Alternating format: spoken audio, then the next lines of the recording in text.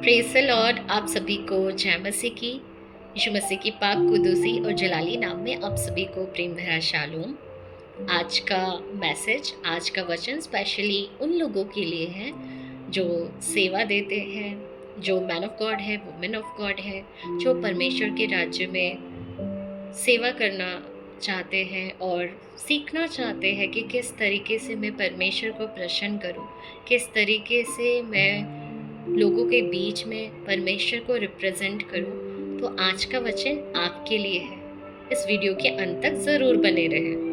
मेरे अजीज़ों, जब हम यीशु के जीवन को बारीकी से देखेंगे तो वह हमें सच्चा प्रेम, त्याग और सेवा के पवित्र रहस्य की ओर ले जाता है। यीशु का प्यार, उनका प्रेम सेंटिमेंटल नहीं है, इट्स अनकंडीशनल, अदिव्य प्रेम, अगापे प्रेम, जिसमें कोई स्वार्थ नहीं है। मेरी बाइबल कहती है प्रेम परमेश्वर नहीं है, परमेश्वर प्रेम है। Praise God. पहला यूहन्ना 4:19। हम इसलिए प्रेम करते हैं क्योंकि पहले उसने हमसे प्रेम किया। यीशु ने अपनी महिमा, अपनी सुख सुविधाएं मनुष्य के लिए त्यागा। वचन कहता है फिलिपियो 2:6-8, जिसने परमेश्वर के स्वरूप में होकर भी परमेश्वर के तुल्य होने को अपने वश में रहने की वस्तु न समझा, वरन अपने आप को ऐसा शून्य कर दिया और दास का स्वरूप धारण किया और मनुष्य की समानता में हो गया और मनुष्य के रूप में प्रकट होकर अपने आप को दीन किया और यहाँ तक आज्ञाकारी रहा कि मृत्यु, हाँ, क्रूस की मृत्यु भी सह ली। आमीन। आज हम सर्वेंट लीडरशिप के इम्पॉर्टेंट कंसेप्ट यानी कि सेवक नेतृत्व की महत्वपूर्ण अवधारणा को समझेंगे। सर्वेंट लीडरशिप ये जीसस वाली लीडरशिप होती है। सर्वेंट लीडरशिप के मॉडल जीसस वाले लाइफ पैटर्न होती है, जहाँ यीशु के चेलों को लीड करने से पहले उनकी सेवा अर्पण करनी होती है। और हर एक यीशु के सच्चे चेलों की एक खासियत होती है, वो परमेश्वर का सेवा करने से पहले परमेश्वर की सेवा करते हैं। आज जो कोई मिनिस्ट्री करते हैं उनके लिए ये सबसे ज़्यादा महत्वपूर्ण है कि लोगों के साथ वक्त बिताने से भी अधिक उसे खुदा के साथ गुप्त में समय बिताना चाहिए, इन सीक्रेट प्लेसेस। और जब आप देखो कि मिनिस्ट्री का काम इंक्रीज़ हो रहा है, तभी आपके लिए टेस्ट यही है कि आप खुदा के साथ पर्सनल मी टाइम कितना दे पाते हैं। और जब मिनिस्ट्री और खुदा के बीच में चुनाव की बारी आती है तो हम किसी को चुनेंगे, ऑब्वियसली जो हमारे मन में होगा हम वही चुनाव करेंगे। Out of relationship with God आपको मिनिस्ट्रियल वर्क में फ्लो करना होता है ताकि सारे लोग ब्लेस्ड हो पाए। किसी मैन ऑफ गॉड को मैंने सिर्फ पावर ऑफ गॉड में ऑपरेट होते देखा है, बट उसमें प्रेजेंस ऑफ गॉड नहीं होता। किसी का सिर्फ शोर है, बहुत ज़्यादा आवाज़ करते हैं, एक हुकूमत करने वाले स्पिरिट से बात करते हैं, उनके शब्दों में कोई अनुग्रह, प्यार नहीं होता। होली स्पिरिट को देखे, वो कितना सामर्थी है, फिर भी अंदर से कितना मीक है, कितना जेंटल है। जब कोई व्यक्ति परमेश्वर के साथ अलाइनमेंट में होता है ना, उसके ऊपर अनॉइंटिंग को अनाउंस करनी नहीं पड़ती है, वो लोगों को जेन्युइनली दिखाई देता है। ऐसे व्यक्ति के साथ परमेश्वर खुद मूव करते हैं। उसके प्रेजेंस की वजह से वहाँ का वातावरण, एनवायरनमेंट में शिफ्टिंग आता है, स्वर्ग उसे बैकअप देता है। कोई मेरे फ्रेंड्स मुझसे पूछते हैं, आप जहाँ रहते हो वहाँ क्या आपको कोई कलीसिया मिली है? अभी तक तो नहीं, क्योंकि जैसे मैं चाहती हूँ वैसी वाली चर्च मुझे नहीं मिली है। तो लोग कहते हैं यहाँ तो कितनी सारी चर्चेस हैं। मैंने उनसे कहा, जस्ट इमेजिन आप अपनी भक्ति कैसे करते हो। आप कोई टेम्पल में जाते हो तो आपका वहाँ क्या दिखाई देता है? एक्टिविटीज दिखता है, राइट? शोर शराबा का सामना भी करना पड़ता होगा। वहाँ परमेश्वर के ब्यूटी को आप कितने वक्त तक एडमायर कर पाते हो? बस कुछ ही पल। अगर आप परमेश्वर से रियली व्यक्तिगत रूप से आमना सामना करना चाहते हो तो वो आपको बंद कमरे में मिलेगा, एकांत में मिलेगा, जहाँ आपके इर्द गिर्द कोई नहीं होगा। मुझे सच कहूँ तो गॉड का चूरन नहीं चाहिए, मुझे गॉड एज अ पर्सन पूरा का पूरा चाहिए। इसके लिए बहुत वेटिंग, बहुत पेशेंस की ज़रूरत है। वो भक्ति क्या जो भीड़ में अपने परमेश्वर से जुड़ ना सके। जब मूसा खुदा के तंबू में प्रवेश करता था, जहाँ परमेश्वर की उपस्थिति आती थी और परमेश्वर मूसा से आमने सामने बात करते थे। मूसा इससे पहले कि वो परमेश्वर का सेवा करता, वो परमेश्वर की सेवा करते दिखाई देता है, फिर परमेश्वर के लोगों की सेवा करते हुए दिखाई देता है। यहोशू भी तंबू के अंदर खुदा की उपस्थिति में ही बैठा रहता था। ये एक स्पिरिचुअली हायरार्की है जो हम सभी को मेंटेन करना होता है। First God, then family, then ministry. बहुतों का कभी कभी मिनिस्ट्री का स्थान पहले आ जाता है ना? किसी किसी का मिनिस्ट्री, उसके बाद फैमिली, उसके बाद गॉड, सबसे लास्ट। जिसने परमेश्वर की उपस्थिति में बैठना नहीं सीखा, वो कभी परमेश्वर के साथ ज्यादा समय चल नहीं पाता। वो कभी परमेश्वर के लोगों को यीशु की तरह सेवा भी नहीं दे पाता। यीशु मैं तेरे बारगाहों में भजन करूं, जश्न करूं। यीशु मैं तेरे बारगाहों में भजन करूं, जश्न करूं। मन को चैन मिले, दिल में चैन खिले, मन को चैन मिले, दिल में चैन खिले। मैं हम्द करूं, मैं हम्द करूं, मैं हम्द करूं, मैं हम्द करूं। गौर से सुनिएगा। एक दिन रहना तेरे बारगाहों में हजारों दिनों से भला है। एक दिन रहना तेरे बारगाहों में हजारों दिनों से भला है। दरबान बनना खुदाया तेरे घर में पाप के खेमों से भला है। दरबान बनना खुदाया तेरे घर में पाप के खेमों से भला है। हाँ ये भला है, खूब ये भला है। हाँ ये भला है, खूब ये भला है, सबसे भला है, सबसे भला है।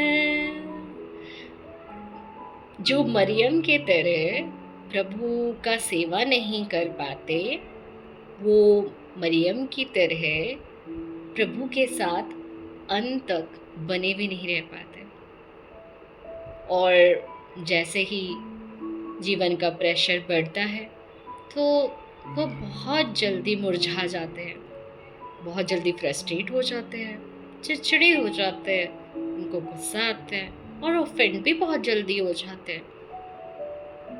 जीसस लीडरशिप बहुत डिफरेंट होता है, जहाँ लीडर स्वयं लोगों की सेवा करता है, फिर वह दूसरों को लीड करता है। जो वह जीवन जीता है वही शिक्षा वो लोगों को देता है। मत्ती 20:28, जैसे कि मनुष्य का पुत्र वह इसलिए नहीं आया कि अपनी सेवा करवाए, परंतु इसलिए आया कि सेवा करे और बहुतों के छुटकारा के लिए अपने प्राण दे। यीशु के सच्चे चेले अपनी सेवा नहीं करवाते, परंतु वह स्वयं सेवक के तरह लोगों की सेवा करते हैं। तो ग्रेसी सिस्टर, हमने तो लीडर्स को सिर्फ कमांड करते, सिर्फ ऑर्डर मारते देखता है, नियम इम्पोज करते देखा है, हमारे जीवन को कंट्रोल करते देखा है, उनके डोमिनियन रवैया को देखा है। तो मैं बोलना चाहती हूँ, आप जीसस सर्वेंट लीडरशिप को अब तक टेस्ट किए ही नहीं हैं, उसके एक्सपोजर में आए ही नहीं हैं। ये कंट्रोलिंग बिहेवियर, किसी को अपनी मर्जी थोपना, सबको अपने हिसाब से एडजस्ट करवाना, खुद जरा से भी कॉम्प्रोमाइज नहीं करना, थोड़ा भी नहीं झुकना, ये हमारे परमेश्वर यीशु वाला सर्वेंट लीडरशिप है ही नहीं। ट्रू लीडरशिप सच्चा नेतृत्व, शक्ति या अधिकार के बारे में है ही नहीं, बल्कि विनम्रता और प्रेम के साथ दूसरों की सेवा करने के बारे में है। एक सर्वेंट लीडर दूसरों की ज़रूरतों को समझता है और उन्हें पूरा करने का प्रयास भी करता है। रिसेंटली मेरा stay Lalit hotel 5 star hotel में था, जहाँ कोई भी कस्टमर की हर एक छोटी ज़रूरतों का ख्याल बड़ी ही बखूबी से किया जा रहा था। उनके सेवा में एक सादगी था, एक कंफर्ट था, प्रेम था। With housekeeping, food service, reception, वहाँ के सेवक कस्टमर को एटीट्यूड नहीं बल्कि कंफर्टेबल, वैल्यूबल फील करा रहे थे। एक जिंदल ग्रुप के पार्टी में भी गई थी और मैंने क्या देखा कि हर एक लोगों के पीछे एक एक सेवा करने वाले लोग रखे गए थे, और जो भी फूड मेरे प्लेट में ख़त्म हो जाता था या ग्लास में पानी ख़त्म हो जाता था, तो वो सेवक तुरंत मेरे लिए सारी चीज़ें दोबारा लेकर आता था। तो मैं सोच रही थी, जितने फुर्ती से ये सेवा दे रहे हैं, मेरे अंदर जो पवित्र आत्मा है उसकी मदद से मुझे कितना एक्टिवली गॉड का गिफ्ट्स एंड टैलेंट्स इस्तेमाल करने की आवश्यकता है। ठीक उसी तरह हमें भी जीसस वाली सर्वेंटहुड में औरों की आवश्यकता को पहले देखना है। एक सर्वेंट लीडर का सबसे बड़ा गुण उनकी विनम्रता होती है। आपको पता है ऐसा कौन कर पाएगा? इससे पहले कि परमेश्वर आपको सार्वजनिक रूप से उपयोग करे, वो सबसे पहले आपको निजी तौर पर तोड़ता है। बिलीव में, कभी कभी ये आशीष है जब परमेश्वर आपकी किन्हीं प्रार्थनाओं का उत्तर ना दे। एक लीडर को अपनी व्यक्तिगत पर्सनल एम्बिशन को त्याग कर दूसरों पर ध्यान केंद्रित करना होता है। सच्चा लीडर मान्यता या पुरस्कार की चाह नहीं रखता, बल्कि उनका लक्ष्य दूसरों को अपलिफ्ट करना, ऊपर उठाना होता है, भले ही इसके लिए उन्हें व्यक्तिगत बलिदान भी देना पड़े। आज जब आप घर से बाहर निकलोगे तो कई अटेंशन सीकर्स, लाइमलाइट की चाहत रखने वाले लोग आपको मिल जाएंगे, जिनका पूरा ध्यान अपनी ज़रूरत, अपनी इच्छा, मेरे हिसाब से मैं और मैं पर फोकस होता है। सर्वेंट लीडरशिप, सेवक नेतृत्व में दूसरों को प्रेम पूर्वक मार्गदर्शन भी करना होता है। जब हम यूहन्ना उसका 13 का 14 से 15 में देखेंगे, वहाँ हम पाएंगे, यदि मैंने प्रभु और गुरु होकर तुम्हारे पाँव धोए तो तुम्हें भी एक दूसरे के पाँव धोना चाहिए, क्योंकि मैंने तुम्हें नमूना दिखाया कि जैसा मैंने तुम्हारे साथ किया है तुम भी वैसे ही किया करो। बहुत से लोग ना पैर धोने का ये जो प्रतिक्रिया है उसे एक रस्म बना दिए, या पैर धोने की रस्म नहीं है, बल्कि यह सर्वेंट लीडरशिप, सेवक नेतृत्व का एक उदाहरण है जो यीशु ने दिया है। यदि आप एक महान लीडर बनना चाहते हैं, आपको खुद एग्जाम्पल सेट करना होगा। तो सबसे पहले आपको यह समझाना होगा अपने आप को कि आप एक सेवक बनना चाहते हैं, जिधर परमेश्वर ने लोगों के पाँव धोए। वो हमें क्या सिखाना चाहता है? लीडरशिप पद के बारे में नहीं है।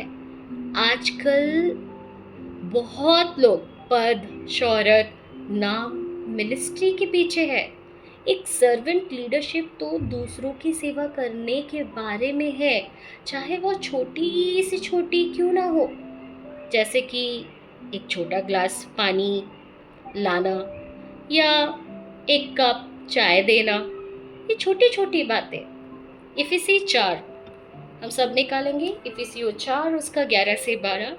और उसने कुछ को प्रेरित नियुक्त करके, और कुछ को भविष्यवक्ता नियुक्त करके, और कुछ को सुसमाचार सुनाने वाले नियुक्त करके, और कुछ को रखवाले और उपदेशक नियुक्त करके दे दिया, जिसे पवित्र लोग सिद्ध हो जाए और सेवा का काम किया जाए और मसीह की दी उन्नति पाए। यीशु मसीह ने कलीसिया को लीडर्स क्यों दिए? लीडर का उद्देश्य क्या होना चाहिए? लीडर का उद्देश्य अपने लोगों को सेवा कार्यों के लिए तैयार करना है, ताकि मसीह का शरीर मजबूत हो सके। एक सर्वेंट लीडर दूसरों को तैयार और प्रशिक्षित करता है, जिससे उन्हें अपने वरदानों और क्षमताओं में वृद्धि करने में मदद मिलती है। वह दूसरों के गिफ्ट पहचानने में मदद करते हैं। उनका ध्यान नियंत्रण बनाए रखने पर नहीं, बल्कि दूसरों को नेतृत्व करने और सेवा करने के लिए सशक्त बनाने पर ध्यान होता है। इससे विश्वासियों का एक मजबूत समुदाय बनता है, जो परमेश्वर के उद्देश्य को पूरा करने के लिए तैयार होते हैं। यदि कलीसिया या किसी भी सेवकाई में सर्वेंट लीडरशिप, सेवक नेतृत्व का मॉडल नहीं है, तो परमेश्वर का उद्देश्य पूरी तरीके से पूरा नहीं हो पाता है। धैर्य और दया भावना भी एक सर्वेंट लीडर का खासियत होता है। सर्वेंट लीडर्स अपने नेतृत्व में आने वालों के साथ करुणा और धैर्य से पेश आते हैं, या समझते हुए कि विकास में समय लगता है। आप किसी से यह उम्मीद नहीं कर सकते कि वह थोड़े समय में ही परिपक्व हो जाए। Come on, be practical. आपको कोई भी परिपूर्ण व्यक्ति नहीं मिलेगा। आपको उनके ऊपर बड़े ही धैर्यपूर्वक मेहनत करना होता है। जरा सोचिए, यीशु का सेवकाई कार्य कितना शक्तिशाली था। हजारों लोग आते थे, वो मुर्दों को जलाता था, यीशु के पास हर सवाल का जवाब होता था। लेकिन जब यीशु चले गए तो उनकी सेवकाई या उनका कार्य या कलीसिया को देखभाल करने के लिए उसने किसको नियुक्त किया? पतरस को। पतरस सबसे बेचैन व्यक्ति था, कोई सेल्फ कंट्रोल नहीं था। वही व्यक्ति जो यीशु की तरह पानी पर चलने के लिए नाव से कूदा, वही व्यक्ति जिसने यीशु को जो पकड़ने आए थे उस सैनिक का दाहिना कान काट दिया, इस पतरस के बारे में बाइबल गवाही देती है कि वह कभी स्कूल नहीं गया। लेकिन क्या आप विश्वास कर सकते हैं कि अगर पतरस आज होते तो क्या कोई महान लीडर, अनॉइंटेड लीडर्स उन्हें अगला उत्तराधिकारी पोस्ट दे पाते, असिस्टेंट पोस्ट दे पाते, पास्टर बना पाते, या बोर्ड ऑफ एल्डर्स में उन्हें शामिल करते, या डिकॉन बनाते? पर सोचने वाली बात है, यीशु ने पतरस को चुना। सही सुना आपने, यीशु ने पतरस को चुना। यीशु ने उन्हें चर्च का पास्टर बनाया। क्यों प्रभु, पतरस ही को क्यों आपने बनाया?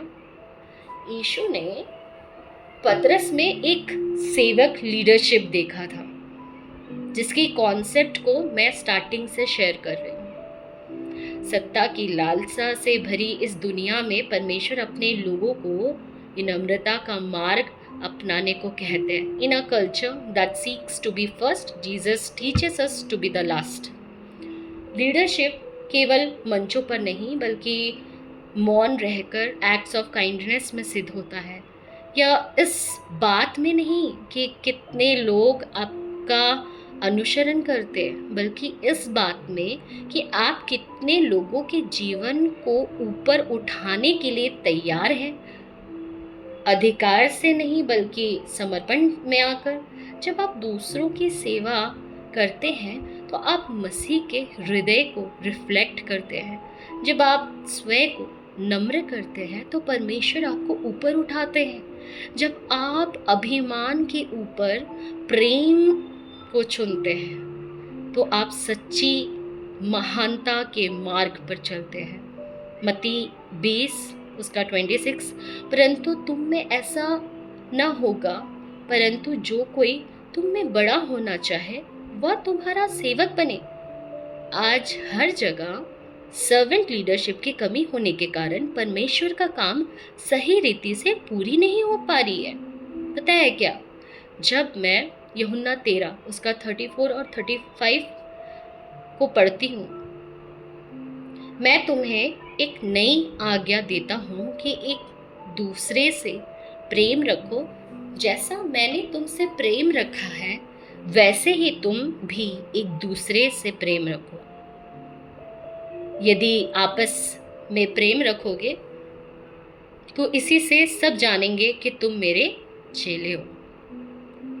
इस वर्सेस के अनुसार फर्स्ट वर्स में मैंने देखा, मैं एक नई आज्ञा देता हूँ, जैसा मैंने तुमसे प्रेम रखा है वैसे ही तुम भी एक दूसरे से प्रेम रखो। मैंने यीशु से पूछा, ये नई आज्ञा कैसे? जब आप मत्ती 22:37 से 40 आप देखोगे, वहाँ लिखा है, उसने उससे कहा, तो परमेश्वर अपने प्रभु से अपने सारे मन और अपने सारे प्राण और अपनी सारी बुद्धि के साथ प्रेम रख। बड़ी और मुख्य आज्ञा तो यही है, और उसी के समान या दूसरी भी है कि तू अपने पड़ोसी, लिखा है अपने पड़ोसी से अपने समान प्रेम रख। ये ही दो आज्ञा सारी व्यवस्था भविष्यवक्ताओं का आधार है। तो मैंने पूछा एक जगह, प्रभु यीशु मसीह आप कहते हो अपने प्रभु से अपने सारे मन से, अपने सारे प्राण से, अपने सारी बुद्धि से तू प्रेम रख, और एक जगह आप बोलते हो कि अपने पड़ोसी से अपने समान प्रेम रख। तो ये जो नई आज्ञा है, यहाँ पे प्रभु अपने चेलों से, कलीसिया से कह रहे थे कि जैसे मैंने, यानी कि यीशु मसीह ने जैसे हमसे प्रेम किया है, हमें भी एक दूसरे से वैसा ही प्रेम करना चाहिए। और इसलिए ये नई आज्ञा है, क्योंकि चेलों या फिर लीडर्स कहे या कलीसिया कहे, उनके बीच में प्रेम आजकल दिखता है क्या? सोच के देखिए, आज के लीडर्स एक दूसरे से प्यार कर पाते हैं? प्यार तो छोड़िए, आंखों देखे एक दूसरे का सहन भी नहीं कर पाते हैं। कितने कम्पिटिटिव स्पिरिट, जेलेसी स्पिरिट मन के अंदर काम करती है। एक डिसाइपल दूसरे डिसाइपल के साथ कोई प्रेम नहीं, कोई यूनिटी नहीं है। परमेश्वर आज पुकार रहे हैं, एक दूसरे से प्रेम रखो जैसे मैंने तुमसे प्रेम रखा है। एक कलीसिया दूसरी कलीसिया से वैसे प्रेम रखे जैसे यीशु ने तुमसे प्रेम किया। एक लीडर दूसरी लीडर से वैसे प्रेम रखे जैसे यीशु ने तुमसे प्रेम किया है। एक परिवार दूसरे परिवार से वैसे प्रेम रखे जैसे यीशु ने तुमसे प्रेम किया है। पहला यूहन्ना 4:19। हम इसलिए प्रेम करते हैं क्योंकि पहले उसने हमसे प्रेम किया। आमीन। आशा करती हूँ कि आपने इस वचन के ज़रिए आशीष पाई होगी। Even I am blessed. Let's have a word of prayer.